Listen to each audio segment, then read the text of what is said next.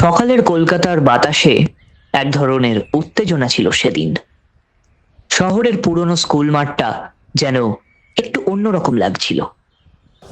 দুই পাশের গ্যালারিতে ছাত্ররা ধীরে ধীরে ভিড় জমাচ্ছে। কেউ হাতে স্কুলের ব্যাজ, কেউ লোগো, কেউ আবার গলায় বাঁধা রুমাল নেড়ে চিৎকার করছে। আজ সপ্তবর্ণা বিদ্যানিকেতনের প্রথম ইন্টার স্কুল টুর্নামেন্ট ম্যাচ। মাঠের এক কোণে দাঁড়িয়ে সুজয় চুপচাপ নিজের বুটের ফিতা শক্ত করে বাঁধছিল। তখন তার ক্লাস 6। তার পাশেই দাঁড়িয়েছিল তার কয়েকজন সতীর্থ, রাহুল, অর্ক, বাপ্পা আর ডিফেন্ডার হিসেবে শান্তনু। সবাই নিজেদের মতো করে ওয়ার্ম আপ করছে। কিছুটা দূরে দাঁড়িয়ে কোচ তপেন সমাদ্দার ছেলেদের দিকে তাকিয়েছিলেন। তার চোখে ছিল কঠোরতা, কিন্তু সেই কঠোরতার আড়ালে ছিল একরাশ ভরসা। তিনি ধীরে ধীরে এগিয়ে এসে বললেন, মহিলারা ফুটবল শুধু বাইরের খেলা নয়, এটা মাথা আর সাহসেরও খেলা। ছেলেরা মাথা নাড়ল। মাঠের ওপাশে দাঁড়িয়েছিল প্রতিপক্ষ দল, দিগন্ত উচ্চ বিদ্যালয়। তাদেরও দেখতে বেশ শক্তপোক্ত লাগছিল। হঠাৎ গ্যালারি থেকে ভেসে এলো অনেকগুলো তীব্র চিৎকার।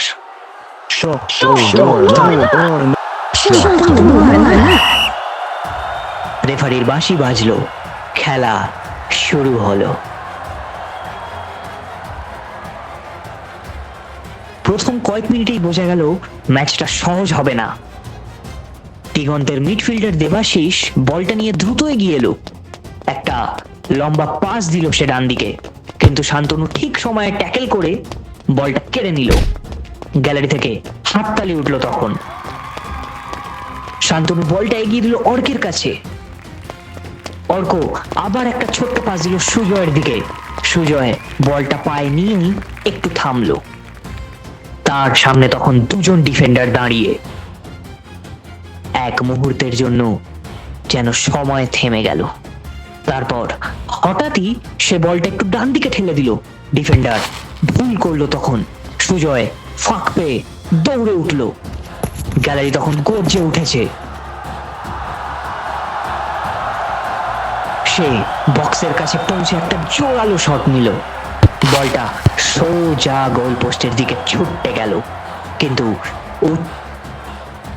দিগন্তের গোলকিপার দুর্দান্ত এক ডাইভ দিয়ে বলটা বাইরের দিকে ঠেলে দিল। মাঠের এক পাশে দাঁড়িয়ে তপেন সমাদ্দার ধীরে মাথা নাড়লেন। তার চোখে হালকা হাসি। তিনি জানতেন এই ছেলেটার পায়ে আগুন আছে। খেলার সময় যত এগোতে থাকলো, ম্যাচের গতি ততই বাড়তে লাগলো। রাহুল মাঝ মাঠে বল কন্ট্রোল করে দিল বাপ্পাকে। বাপ্পা আবার এক টাচে সুজয়ের দিকে বাড়িয়ে দিল বলটা। সুজয় বলটা পায়ে নিয়েই বাঁদিকে ঘুরলো। তার সামনে এখন শুধুই একজন ডিফেন্ডার। গ্যালারি নিঃশ্বাস বন্ধ করে তাকিয়ে আছে তখন। সুজয় হঠাৎ একটা ফলস টার্ন নিয়ে বলটা একটু তুলে নিয়ে ডিফেন্ডারকে কাটালো। তারপর একটা নিখুঁত শট দিল। বলটা জালের মধ্যে ঢুকে গেল।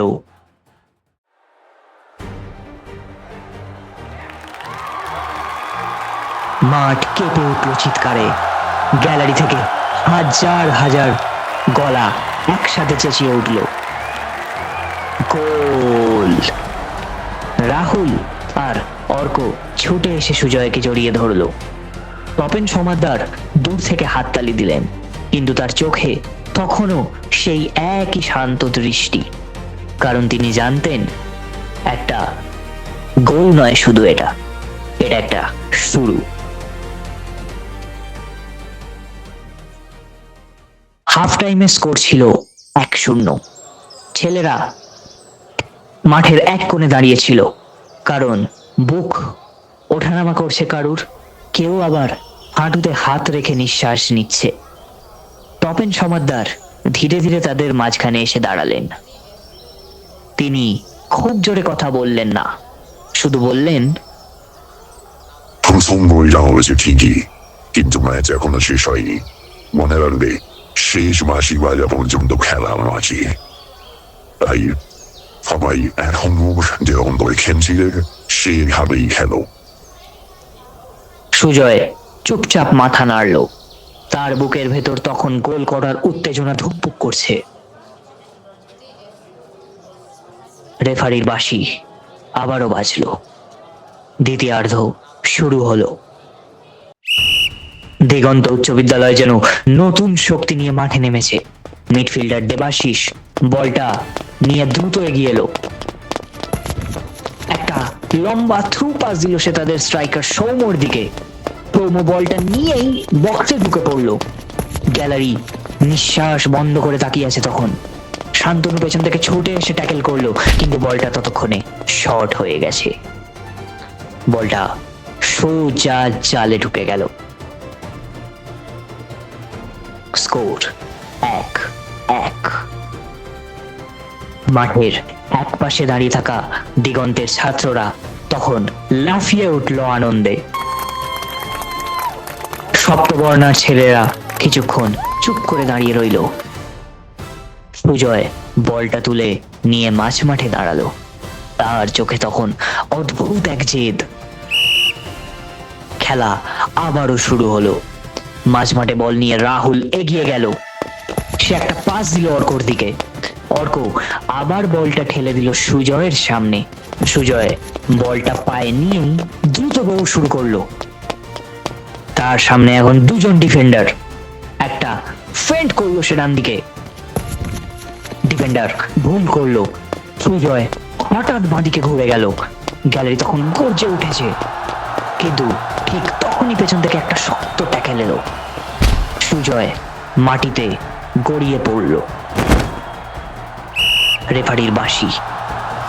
Free kick. মাঠের চারপাশে আবারও উত্তেজনা। রাহুল সেট করলো বলটা।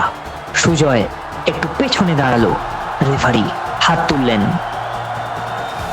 বাঁশি বাজলো। সুজয় দৌড়ে এসে শট নিল। বলটা দেওয়াল টপকে গোল পোস্টের দিকে ছুটলো। গোলকিপার ডাইভ দিল, কিন্তু বলটা তার আঙুল ছুঁয়ে ঢুকে গেল জালের মধ্যে।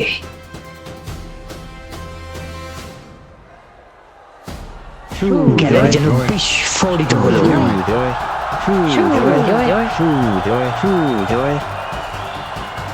রাহুল, অর্ক, বাপ্পা সবাই ছুটে এসে তাকে জড়িয়ে ধরলো। স্কোর 2-1। শেষ কয়েক মিনিটে ম্যাচটা যেন যুদ্ধ হয়ে উঠল। দিগন্তের খেলোয়াড়রা মরিয়া হয়ে আক্রমণ করছে। তাদের একটাই লক্ষ্য, যেভাবেই হোক গোল শোধ করতে হবে। একবার তো ওদের স্ট্রাইকার বক্সের মধ্যে ঢুকে পড়েছিল, কিন্তু গোলকিপার সুমন একটা দুর্দান্ত সেভ করলো। গ্যালারি থেকে হাততালি উঠলো তখন। মাঠের এক পাশে দাঁড়িয়ে তপেন সমাদ্দার দু হাত গুটিয়ে দাঁড়িয়েছিলেন। তার চোখে তখন শান্ত একটা ভরসা। শেষ মিনিট। রেফারি ঘড়ির দিকে তাকালেন। তারপর বাঁশি। Full time. সপ্তবর্ণ বিদ্যানিকেতন 2, দিগন্ত উচ্চ বিদ্যালয় 1। এক মুহূর্তের জন্য মাঠটা নিস্তব্ধ হয়ে রইল। তারপর হঠাৎ গ্যালারি ফেটে পড়ল চিৎকারে। সুজয় সতীর্থরা তাকে কাঁধে তুলে নিল। তপেন সমাদ্দার ধীরে ধীরে এগিয়ে এলেন। তার মুখে হালকা হাসি। তিনি শুধু বললেন, এটা প্রথম জয়, এখনো অনেক পথ বাকি আছে, তাই এভাবেই খেলা চালিয়ে যাও। Well done Sujay, well done, well done all of you. Congratulations. Sujay আকাশের দিকে তাকালো।